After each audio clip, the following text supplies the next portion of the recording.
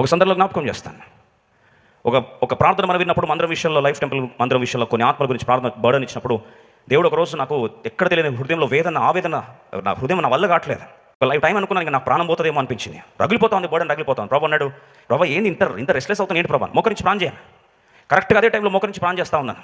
మీకు తెలియదంటే అదే టైంలో అఫీషియల్ మన ఆఫీస్కి ఎగ్జాక్ట్గా 1 అవర్ తర్వాత ఆఫీస్కి ఒక వీడియో వచ్చింది.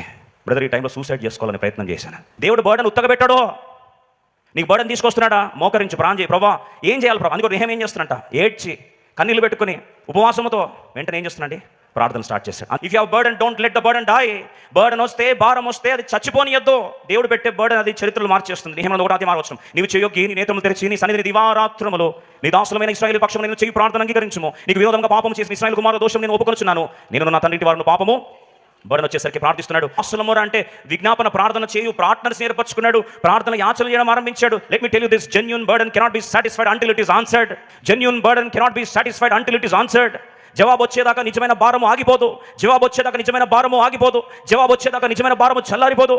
అన్యాయస్తులైన రాజు దగ్గరికి, అధిపతి దగ్గరికి ఒక విధవరాలు వచ్చిందట. అయ్యా నాకు న్యాయం చేయ్యా, అయ్యా నాకు న్యాయం చేయని నిత్యమని వస్తుంది, అనునిత్యమని వస్తుంది. లూకా సువార్త 18:1. Every day she was knocking the doors of this unrighteous judge. ఆ దుర్నీతిమంతుడైన న్యాయాధిపతి దగ్గరికి వచ్చి నాకు న్యాయం తీర్చయ్యా, న్యాయం తీర్చయ్యా, న్యాయం తీర్చయ్యా అని రోజు న్యాయాధిపతి కోపం వచ్చేసి, అబ్బా నన్ను ఇరిటేట్ చేస్తుంది, ఊరికి వచ్చి ప్రార్థన అంటుంది అని చెప్పి ఇచ్చాడమ్మా ఏదో ఒకటి అని చెప్పి ఏం చేశాండి, కసురుకుంటూ ఏదో చేసుకుంటూ ఏం చేశాడు, ఇచ్చేసాడు. అప్పుడు ప్రభు అంటాడు, ఒక అన్యాయస్తుడైన న్యాయాధిపతి వారి మొర ఆలకించి జవాబిస్తే పరలోకమున మీ తండ్రి తన బిడ్డలు మొరపెట్టే ప్రార్థనకు జవాబు న్యాయము. ఆయన వారికి త్వరగా న్యాయము తీర్చును. విశ్వాసము ఈరోజు లేదు కాబట్టి ప్రార్థన చల్లారిపోయింది.